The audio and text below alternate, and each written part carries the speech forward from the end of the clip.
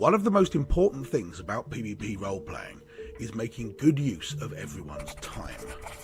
Since any exchange takes much longer when playing by text, it's often a good idea to try to guess what might happen and preempt it.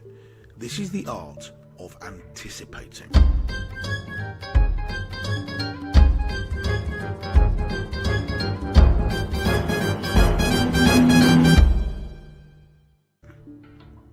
A good way to anticipate is to think of checks that the GM might ask for and roll them as part of saying what you want to do. If it turns out that the GM didn't need that check or would have asked for something different, then they will of course ask. But if what they were going to ask for is indeed what you anticipated, then you've saved a bunch of time on the exchange. Let's say that your party is in a cave and there's a strange sound coming from somewhere. You'd like to know where the sound is coming from, of course. So you could say, Cornelia looks around trying to tell where the sound is from. Then a couple of hours later your GM says, roll a perception check.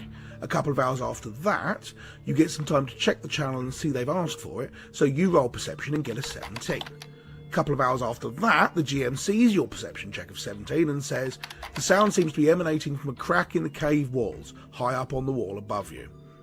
That exchange took most of a day to play out, but you can often guess what it is the GM will ask for. So, you figure that the GM will ask for perception and you roll that check ahead of time. Now you say, Cornelia looks around trying to tell where the sound is from, with a perception check of 17. The GM then sees your action and the check, and can immediately respond with the result, and you've avoided spending a bunch of time on a back and forth which doesn't add to the story. That means you're spending more time doing the fun things, and less time waiting around for dice rolls.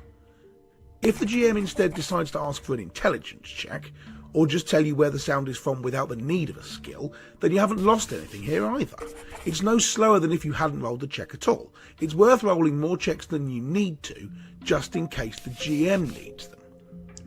Be careful though. Anticipating GM requests is a good idea and a time saver, but don't anticipate other players' actions. It's really frustrating when two players do two things which don't make sense together, and now everyone has to resolve which one of those things really happened. The timeline gets split, and now nobody's quite sure what the state of the world is, and which thing happened and which didn't. One useful way to get around this is to use the word would a lot when talking about what your character intends to do. Instead of Cornelia climbs up the rock face in pursuit of the source of the sound, with athletics 13, say Cornelia would climb up the rock face, with athletics 13, and let the GM say whether that actually happened or not, and what resulted. Don't express actions, express intentions. That way, if another character attempts to destroy the rock face with an earthquake spell, the GM can narrate that Cornelia hadn't started climbing before that occurred, or that Cornelia had already started climbing and is now falling, whichever they feel is best for the story.